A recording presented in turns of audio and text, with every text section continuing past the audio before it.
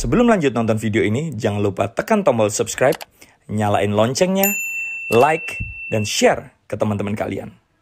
Nah, Bapak Ibu sekalian, ya, apa sih komunitas anti riba? Ya, komunitas anti riba adalah sebuah komunitas atau kumpulan dari orang-orang yang sadar betul tentang dosa riba dan ingin ya terbebas dari hutang riba. Ada yang sudah bisa terbebas dari hutang riba, tapi ada juga yang masih berproses untuk berjuang supaya bisa terbebas dari hutang riba. Dan yang pasti komunitas anti riba ini juga ingin berbagi dengan semakin banyak orang supaya juga bisa terbebas dari hutang dan riba.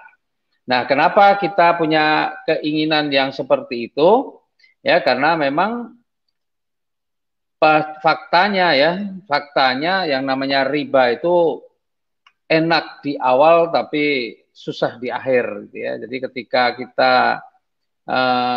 mendapatkannya senang, wah kelihatannya wah bersyukur, bahagia gitu ya. Tapi setelah itu dengan kewajiban-kewajiban, wah biasanya kemudian kita merasa berat ya, merasa terbebani dan sebagainya. Makanya memang begitu.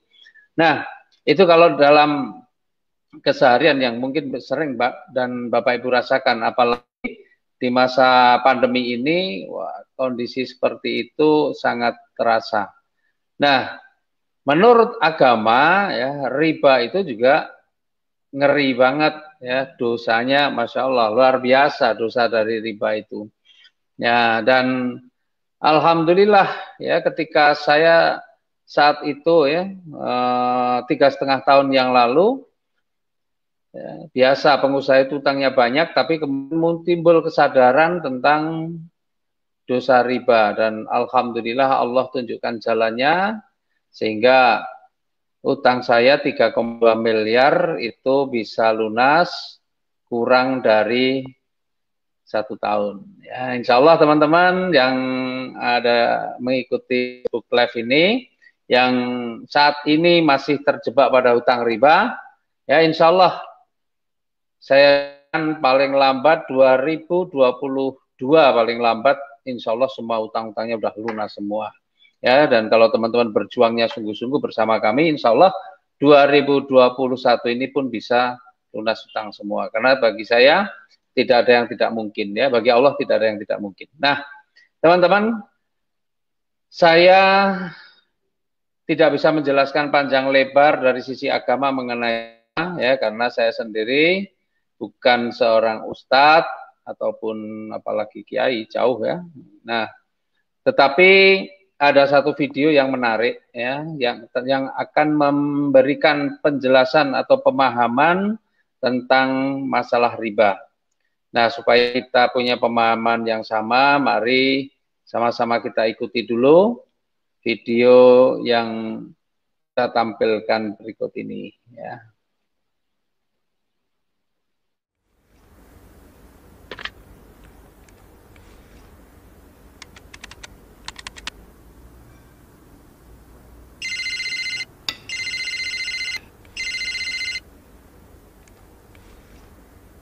Iya.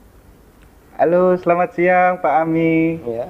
Selamat siang. Iya Pak Ami. Saya perkenalkan, nama saya Dimas dari Bang Pak.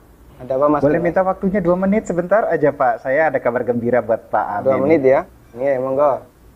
Begini Pak, ceritanya saya ingin menawarkan ada produk kami yang terbaru, credit card platinum kami untuk Bapak. Kebetulan Bapak yang terpilih jadi calon nasabah kami. Cashback, melakukan pencairan dana tunai 30 juta 2 hari Pak pencairannya. Gimana Pak? Bapak tertarik? Apalagi ini belum ada pembebasan annual fee tahunannya Pak. Baik. Sebelumnya saya boleh tanya dulu ya? Boleh Pak? Nggak masalah ya? Baik. Mas Dimas Muslim? Saya, iya Pak, betul Pak. Muslim ya, alhamdulillah ya. Kita sama-sama Muslim. Iya Pak. Mas Dimas pernah dengar nggak tentang riba? Iya, pernah dengar. Pernah dengar ya? Iya. Pernah kebayang bahaya riba nggak? Bahaya riba? Iya tahu Pak. Mungkin pernah dengar hadisnya atau ayat Qur'annya? Pak, Pernah. tapi Pak, Abi bagaimana? Masih tertarik Pak dengan kartu kredit platinum kami Pak? Nanti kita lanjutkan. Saya boleh cerita dulu? Ya, boleh. Ya. Jadi gini Mas Dimas. Coba Mas Dimas bayangkan kalau ada orang yang berzina sama ibunya. Kira-kira respon masyarakat gimana? Semua orang sepakat jelek ya. Gimana? Maksudnya gimana Pak? Kalau misalnya ada orang yang berzina sama ibunya, semua orang akan menganggap dia melakukan perbuatan yang maksiat. Ya bejat itu Pak. Wah, bejat sekali ya. Bejat Pak. Baik, kita sama-sama sepakat untuk itu. Iya. Begini, Nabi SAW menyebut bahwasanya riba itu ada 73 pintu. Pintu yang paling ringan, kata Nabi SAW, dosa riba itu seperti berzina sama ibunya, Mas. Itu nilai dosa riba yang paling ringan. Coba kalau Anda tadi tawarkan 30 juta, itu berapa nilai ribanya? Ya, tapi kan... Saya lanjutkan boleh? Ya. Ya, kita lanjutkan dulu ya. Iya. Saya sebutkan, ini ada beberapa fase kehidupan manusia. Orang yang makan riba semuanya mendapatkan azab dari Allah. Pertama, ketika di dunia, orang yang makan riba itu ditantang perang oleh Allah. Coba Mas bayangkan. Kata Allah Subhanahu wa taala, ya ayyuhalladzina amanu taqullaha wa dzaru ma baqiya minar riba. Wahai orang yang beriman, bertakwalah kepada Allah dan tinggalkan semua bentuk riba. Fa in lam taf'alu fa'dzanu biharbi minallahi wa rasulih. Kalau kamu masih ngeyel, enggak mau meninggalkan riba, umumkan perang dengan Allah dan Rasulnya. Coba, kalau kita ditantang perang oleh Allah dan Rasulnya, kira-kira ada nggak peluang untuk menang? Nggak ada ya? Ampun Pak. Ini yang pertama. Yang kedua, orang yang mati dalam kondisi membawa dosa riba, makan riba, nanti dia akan dihukum di kuburan dalam bentuk berenang di sungai darah. Masya Allah, berenang di sungai darah. Kata Nabi SAW, beliau pernah menceritakan mimpinya, dan mimpi beliau itu wahyu. Nabi SAW pernah melihat ada orang yang berenang di sungai darah, kemudian di tepi sungai ada orang yang membawa batu. Setiap orang ini berenang menepi, dilempari batu ke mulutnya, kemudian balik ke tengah. Ini yang kedua. Di alam kubur, dia mendapatkan azab berupa berenang di sungai darah. Yang ketiga. Masih ada yang ketiga Pak? Iya. Siap mendengar? Masih sanggup mendengarkan? Iya Pak. Iya, tapi, saya lanjutkan ya. Iya Pak. Yang ketiga. Ketika orang ini dibangkitkan oleh Allah dari alam kubur, dia dibangkitkan dalam kondisi sempoyongan, Mas. Allah Subhanahu wa taala bercerita, alladzina ya'kuluna riba la yaqumuna illa kama yaqumul ladzi yatakhabbathu syaitan minal mas. Orang yang makan riba, mereka akan dibangkitkan pada hari kiamat dalam kondisi sempoyongan seperti orang yang kerasukan. Iya Pak. Artinya yang lain berjalan normal, dia sendiri sempoyongan. Menyakitkan. Kemudian yang keempat, tadi sebelum hisab ya, ketika dia dibangkitkan sebelum hisab, dia sudah disiksa. Yang keempat, setelah dihisab, orang yang makan riba itu kan makan harta haram ya. Iya Pak. Makan harta haram, Pak. kita sepakat itu. Kalau kemudian daging kita tumbuh dari sesuatu yang haram, berhak nggak dapat surga? Enggak Pak. Layak nggak dapat surga? Enggak Pak. Sementara tempat di akhirat cuma ada dua pilihan. Kalau nggak surga, neraka Pak. maka kata Nabi SAW, kullu lahmin nabata bin suhtin, setiap daging yang tumbuh dari sesuatu yang haram, kata beliau, annar aulabi. Iya Pak. Neraka lebih layak baginya. Coba Mas Dimas bisa perhatikan, dalam 4 fase kehidupan orang yang makan riba itu semuanya sengsara. Ketika masih hidup di dunia, dia ditantang perang oleh Allah. Ketika mati, dia berenang di sungai darah. Iya Pak. Ketika dibangkitkan dalam kondisi sempoyongan, setelah hisab, dia ditempatkan di neraka. Iya Pak. Masya Allah. Masih ada tawaran yang lain? Ampun Pak. Masih dilanjutkan? Ampun Pak. Mas Dimas bisa renungkan Iya Pak. beberapa poin yang tadi saya sampaikan. Iya Pak. Nanti kalau misalnya ada sesuatu yang belum jelas, tidak masalah, hubungi saya lagi. Iya Pak. Kita akan lanjutkan diskusi tentang riba. Iya Pak. Bisa? Bisa Pak. Ya, terima kasih ya. Assalamualaikum. Waalaikumsalam.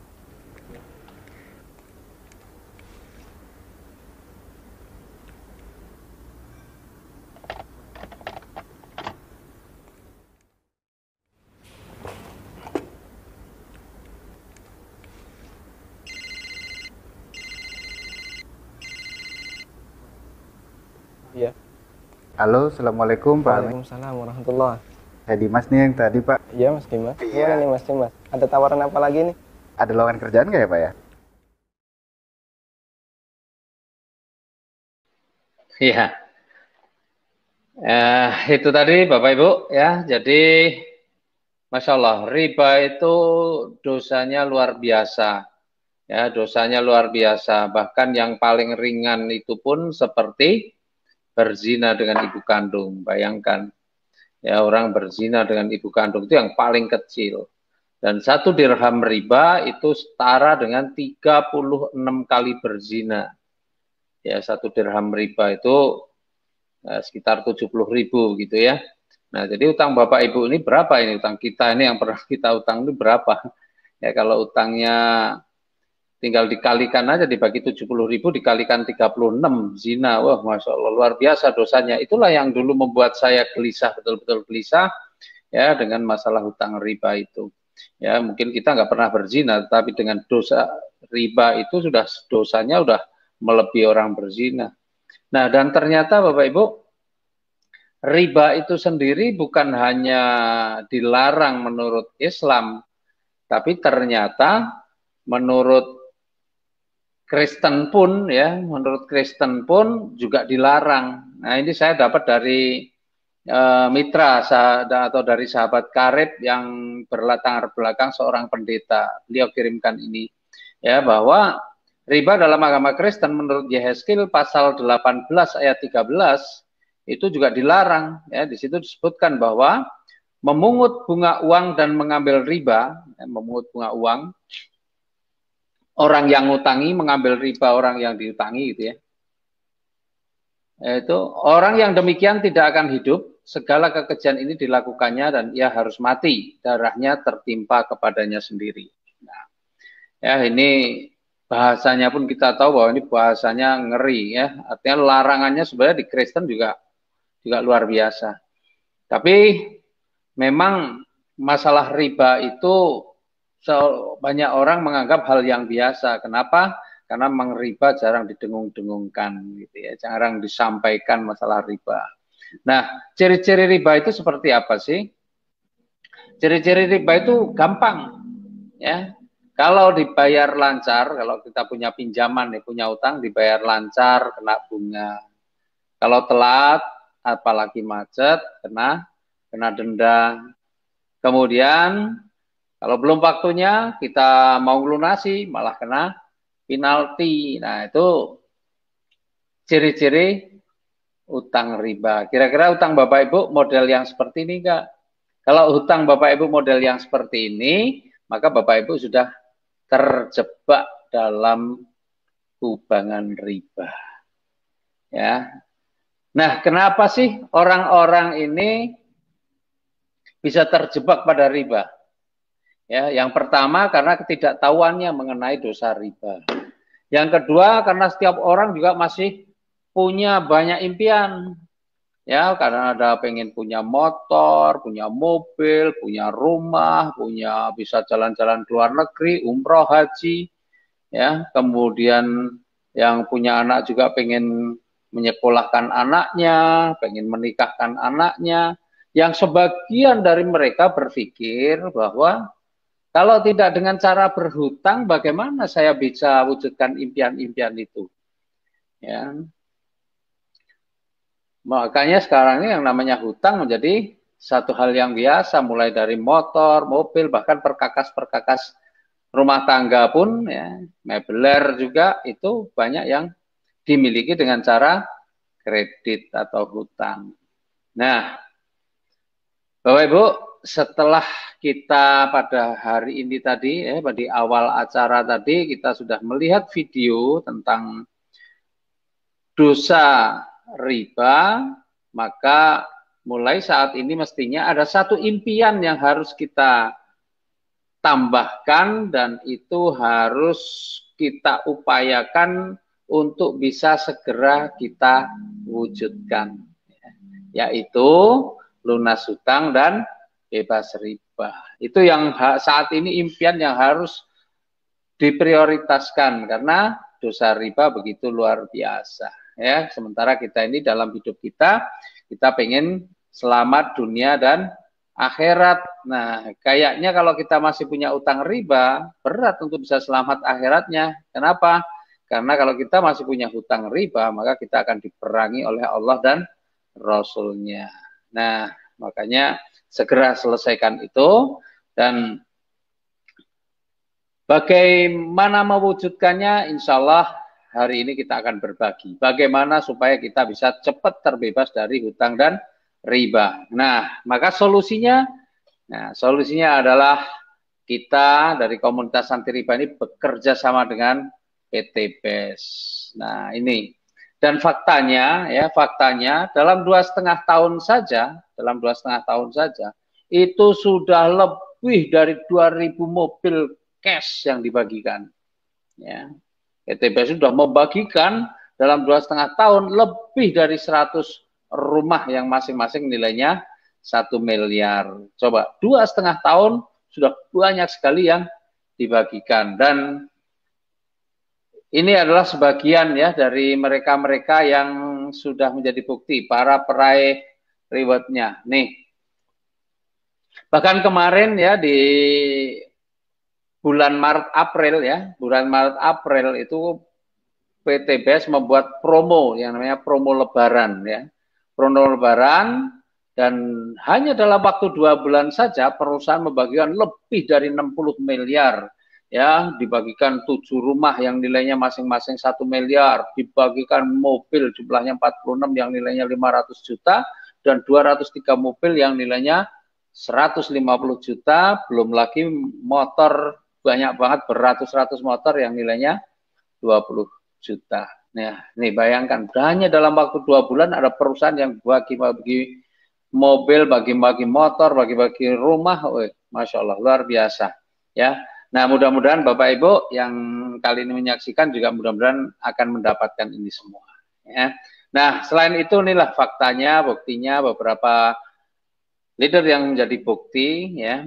Dengan berbagai latar belakang, ada tukang bakso, ada anak sopir bis damri, ada ibu rumah tangga, ada pengusaha, ada ustadz, ada polisi, ada tentara, banyak banget. Pokoknya latar belakang apapun, ya, Bapak Ibu insya Allah bisa seperti mereka.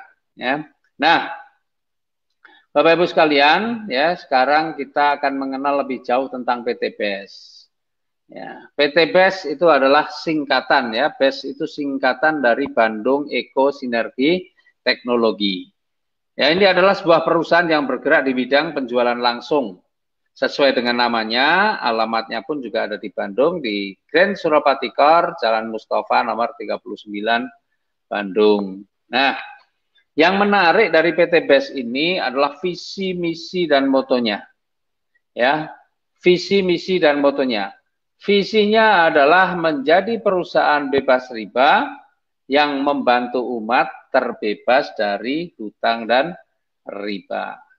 Coba Bapak Ibu cek, ada nggak perusahaan yang punya visi seperti ini selain PT BES? Bapak Ibu nggak akan temukan ya, perusahaan yang punya visi membantu umat bebas hutang riba. Yang ada adalah banyak sekali adalah perusahaan-perusahaan yang justru menawarkan hutang dan riba. Saya saja sampai hari ini masih sering banget dapat SMS, pinjaman gitu ya.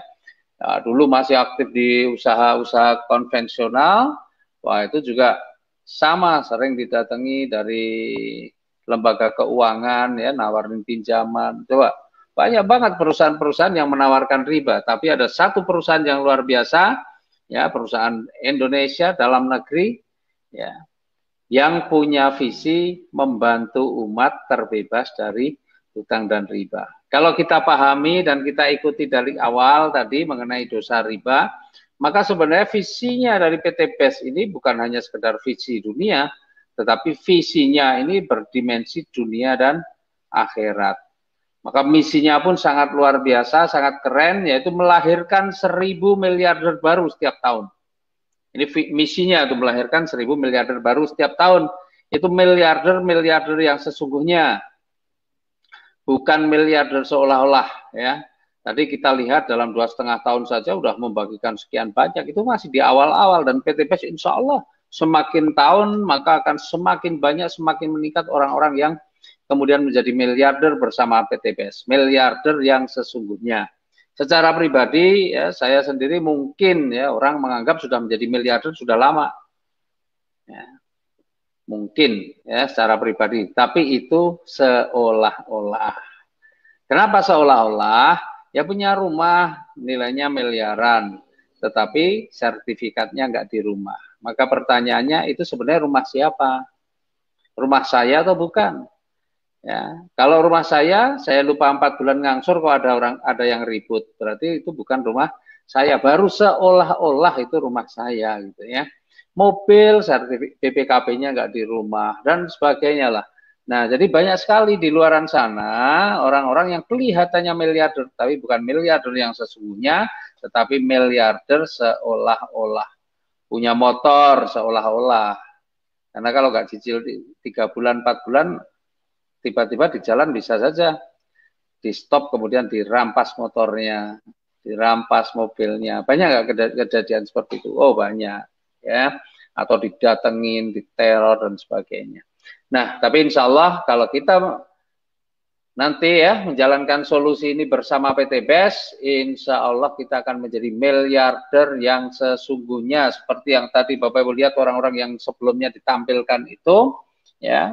Foto-fotonya, nah mereka itu adalah miliarder-miliarder yang sesungguhnya, bukan seolah-olah. Hampir semua aset yang dimiliki, ya surat-suratnya semua ada di rumah. Kemudian motonya adalah go berkah no riba. Apapun ya, kita selalu berusaha bahwa rezeki yang kita peroleh ini adalah rezeki yang berkah.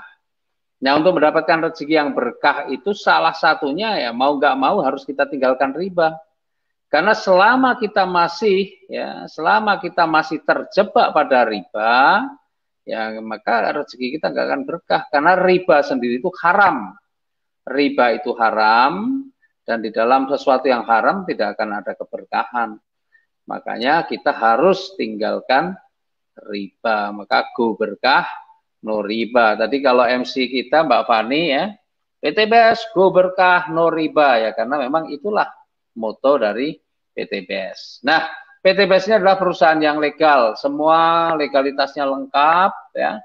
Kemudian kita juga punya produk-produk yang halal dan sistemnya juga sudah sesuai dengan syariah karena tidak mengandung unsur maisir, gharar dan riba ya.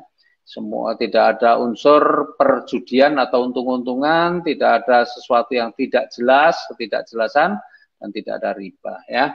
Nah, luar biasanya ya, PT BES ini membuktikan bahwa dalam waktu yang singkat membuktikan menjadi perusahaan yang benar-benar dikelola secara profesional ya, sehingga dalam waktu singkat pun kemarin di tahun 2020 di ajang Helmi Atamimi Award, ya ini kebetulan setelah tahun 2020 belum diselenggarakan lagi karena ada pandemi ya. Nah, di tahun 2020 di awal 2020 PT BES ya di ajang Helmi Atamimi Award meraih 3 penghargaan sekaligus. 3 penghargaan ya. Penghargaan yang pertama adalah The Best Member Growth of the Year. Jadi pertumbuhan mitra yang paling banyak ya pada tahun itu. Kemudian yang kedua menyabet the most fastest growing company. Nah, ini yang perusahaan yang pertumbuhannya juga paling dahsyat ya, paling hebat. Jadi mitranya pertumbuhannya luar biasa. Sebenarnya itu sudah menunjukkan bahwa PT BES ini sangat diminati oleh banyak orang. Otomatis karena pertumbuhannya luar biasa juga, maka pertumbuhan dari perusahaannya pun menjadi dahsyat. Dan yang ketiga kita menyabet the best product of the year. Artinya produk kita ada satu produk yang benar-benar fenomenal sehingga mendapatkan penghargaan sebagai product of the year ya.